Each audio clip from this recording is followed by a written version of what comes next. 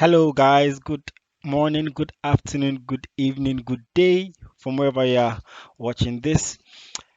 We are bringing this your way, and this is proudly sponsored by Just to Trade Stock Brokerage Company. Guys, today's topic is also going to be interesting. Yes, we're going to be talking about another indicator known as the RSI, that is the Relative Strength Index. If you've been following our videos, the previous one we did was we spoke about the moving average.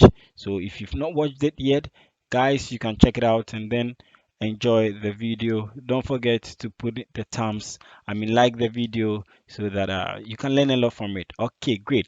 So today's topic is going to be very simple and short. The RSI, like I said. So we're going to be talking about what this RSI actually is. We're going to know some truth about it. We'll be discussing about the RSI indicator, and we're going to be some points we're going to, note down before we leave. So by the time we leave, we should be abreast with uh, all these that I'm talking about. Okay, so let's go straight. Let's get the definition of the RSI indicator from Investopedia. Let's see that. Okay, there we have it. All right. So the definition, what do we have under the definition? It says the relative strength index, that is the RSI, is a momentum indicator used in technical analysis that measures the magnitude of recent price changes to evaluate overbought or oversold conditions. Yeah, please take note of that in the price of a stock or other assets. So the RSI is displayed as an oscillator, a line graph that moves between two extremes and can have a reading from 0 to 100. All right, guys, so just take note of this and let's check what Wikipedia also has. RSI indicator. Okay, Wiki. All right. Okay, so Wiki says the RSI is also a technical indicator used in the analysis of the financial market. It is intended to chart the current and historical strength and weaknesses of the stock market of a stock or market based on the closing prices of the recent trading period. The indicator should not be confused with relative strength. So guys, don't be confused. Stay tuned. Just follow along. Trust me, you're going to enjoy this and then you're going to understand everything that we're going to talk about. All right. So our learning objectives for today, yes, as we have the RSI here, so how to increase your winning probability when trading, how to time your entries using the RSI, and also how to time your exits, and then the best markets to use the RSI indicator to as well. All right, so guys, stay tuned. Let's continue. All right, good. Let me just delete it so that I can add it. So guys, we're going to be applying the RSI. What we're going to discuss, we're going to apply everything here on the trading platform so that you understand better. So to add up to the definition, as I said, it's a momentum oscillator, which was, developed by J. Wills Wider. J. Wills Wider. So you can check it up at your free time. It was developed by J. Wills Wider. So most of the times, usually a lot of people have the understanding or the basic concept that the RSI comes to play in terms of buying and selling in such a way that you as the trader buys when the RSI is oversold or sell when the RSI is overbought.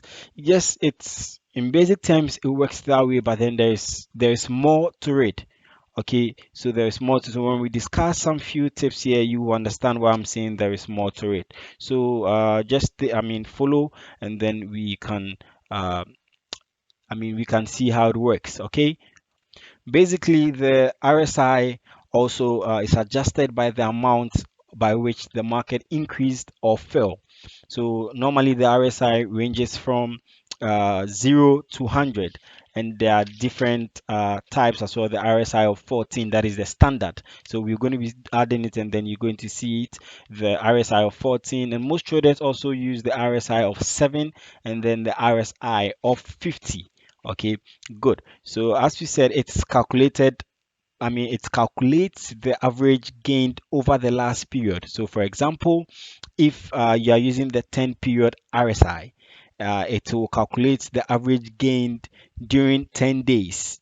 Do you understand? So in simple terms, the higher your average gain, the higher your RSI is going to be, right? So just let me add one indicator, the RSI indicator here. So we're going to be dealing with the chart, Apple chart. Yes. So this is the Apple chart. So let's just insert the RSI indicator. So we are using the MT5 trading platform.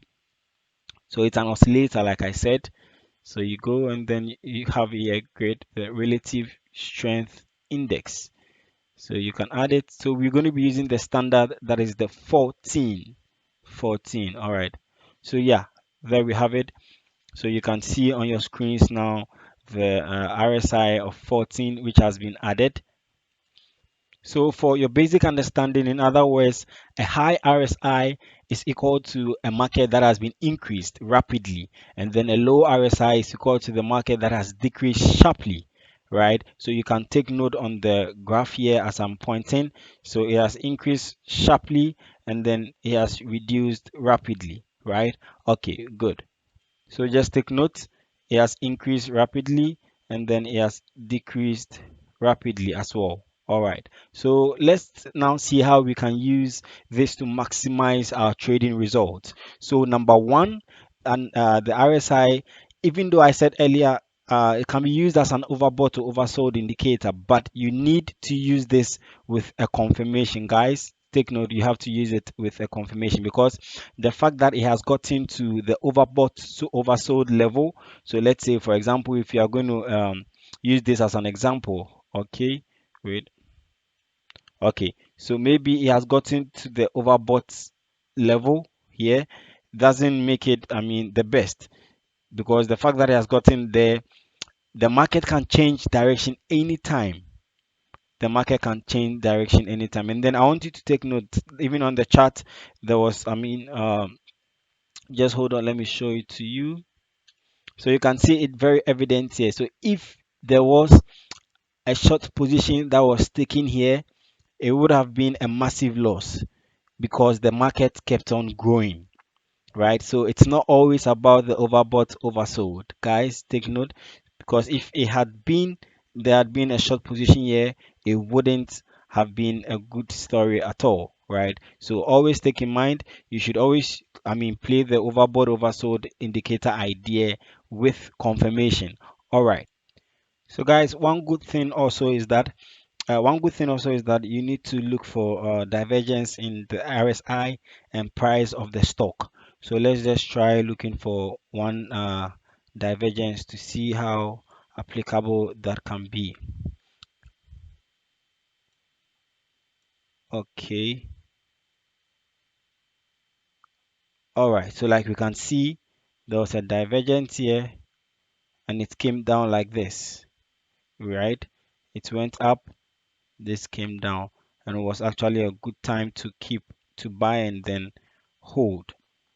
You understand? So let's always look for out for divergence. But note that don't trade divergences blindly. You should always look out for confirmations, guys. Look out for confirmations. A valid way to trade the RSI divergence is to wait for a trend in breakout. You understand? A trend line breakout. So you should always look for a trend line breakout, guys. All right. And also another point is that you can also trade, I mean, you can also take signals above RSI 50. So if it's above RSI 50, then you can buy, and then if it's below, you can sell. So let's just try adding it up here. So okay, let's see. So this is the 50 line. Okay, so something like this. So if it's above the RSI line, then you can buy. It's a buy signal. And then if it's below, it's a sell signal during. So actually, this really works during trending times. Like let's say, for example, like we use the 50 level RSI, which offers very good signals. Yes. Another point also is that you can get to know the trend of the market. You can get to know the trend of the market by, I mean, you can draw straight lines on the RSI indicator and connect supporting points for an upward trend, and also you can connect resistant points for a downward trend. So for example, to connect an upward trend, you can pick it from here. No, sorry, you can draw, just look at the mouse, you can draw it this way. So these are for the upward trend, you're connecting supporting points, right? And then for the downward trend, you are connecting resistant points just to know the trend on the markets. You can also decide, when and how to trade, knowing the trends on the market, and then you can use the RSI to as well. And guys, note, don't use this on time frames that are lower than 1 hour. Because there will be noise, and then it's going to be, it will shout. You understand? You are not going to get the correct signals. The signals are going to fluctuate, and then they are not going to give you wrong signals.